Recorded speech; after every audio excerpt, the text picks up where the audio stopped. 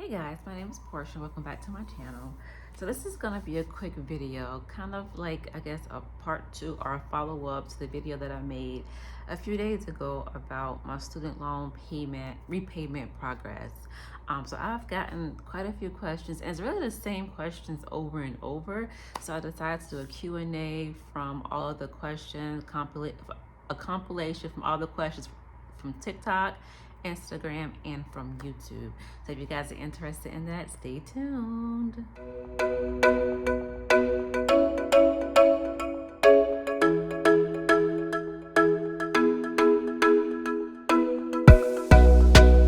So guys, I'm gonna apologize to you right now. This is an impromptu video, and so if it looks unorganized, it's because it is, okay? I decided to jump on here after I got some packing done because I'm going out of town tomorrow, but I wanted to get this video up before I get on the plane or before I hit the road. Anyway, so one question that I've gotten quite a few times is, how did I prepare for CRNA school, and did I take out loans for personal use? And the answer to that question is yes. So I saved back then. I thought it was a lot of money. Like, I had about 25,000 saved up before going to CRNA school. The plan was to have more saved up, but I ended up starting school a whole semester sooner than planned. Just to recap, I applied to start in August of 2020, but instead I was accepted into January 2020's program. So the original plan was to work from end of 2019 all the way to summer 2020 and have a lot more money saved, but they didn't go as planned. Anyway, so I had 25,000 saved before I started CRNA school, and that was after I took 12,000 and I paid off Sallie Mae loans. So I paid off all of my private loans before CRNA school. So all I had left was my government loans, and the 25K that I had saved was enough for living expenses only for my first year of school. So right off the bat, I had to take out loans for tuition for all 3 years, living expenses for 2 years. Y'all, please excuse the traffic. Like I said, where I'm staying at right now, you can hear everything through these doors and windows. So to answer the first question, I had money saved up, but I also had to take out loans for living expenses. So y'all forgive me if you see me looking down. I just have my tablet with me that I'm using to look at the questions. So the next question is, how am I paying back my loans? What is my strategy or my plan? So originally, when I graduated school, I said that I wanted to have my loans paid off within 5 years. That was my plan. For some people, that's long, and for others, that's very aggressive.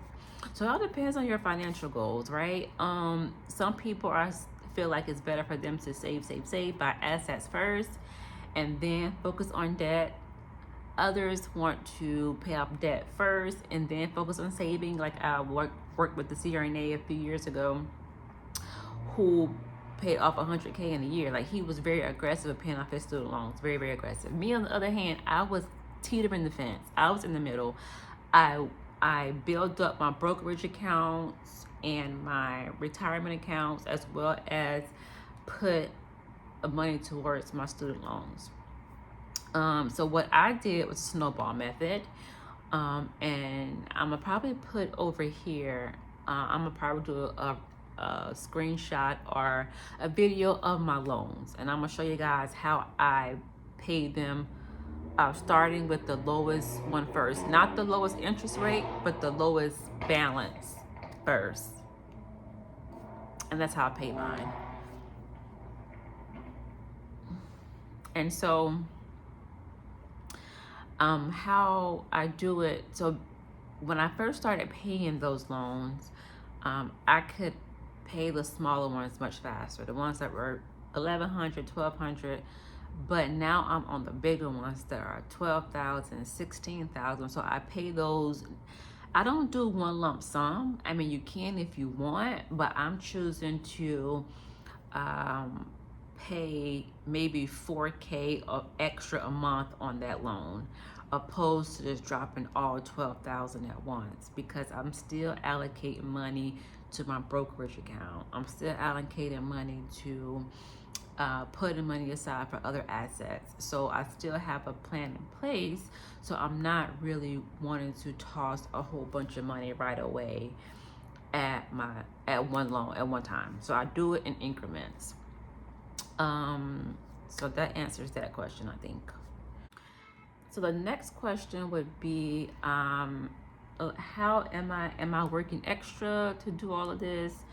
Or am I able to pay all these student loans from my regular paycheck? And the answer is both. I mean, and you know what? Actually, the answer is dependent on you. It depends on your cost of living, your rent, your expenses, how aggressive you want to be, and how good you are with your money, and what kind of financial plan you already have.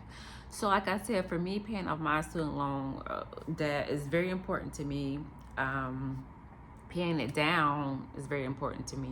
So I prioritize that from the very beginning. So I still live like I am a full-time student. But when I was in Ohio, I lived actually cheaper than I did as a student in Florida.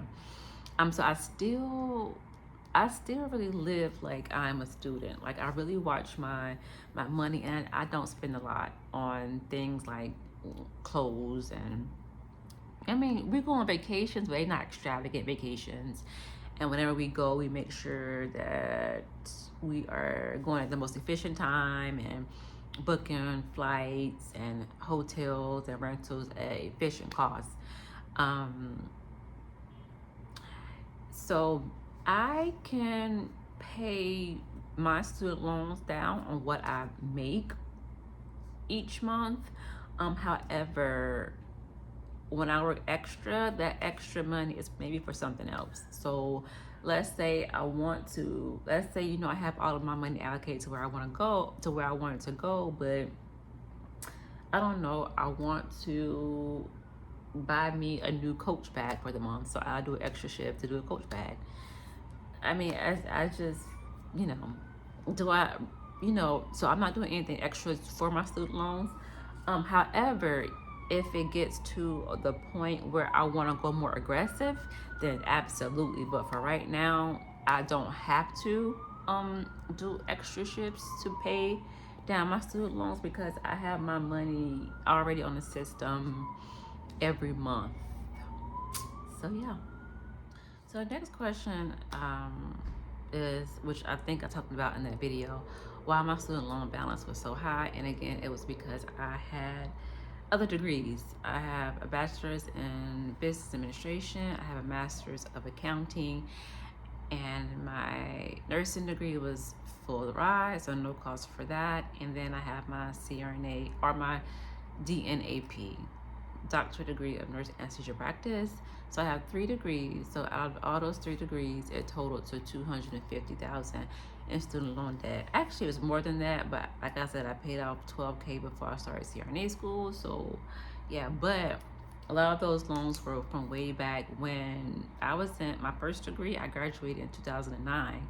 So I got that debt back in 2005, 6, and 7. So it was just still riding along with me, gaining interest. So that's how the balance was so high. And then the last question was, what is my view on getting loans for graduate school, specifically for CRNA school? And I am an advocate of, yes, you should do it. I mean, if you have the opportunity to save the money, then save it, yes, so you don't have to go into debt. But if you can't save all that money, the opportunity comes for you to go to CRNA school, go ahead. It's okay. Take those loans, because the career is one of very few where your return on investment is like skyrocket. You pay $100K for a degree, but you can get out making way more than that. So yes, if you gotta take out student loans to get to to this profession to get your degree, absolutely. I 100% say invest in, like, this is a degree that I say 100% invest in if that is your route, if that's how you want to go.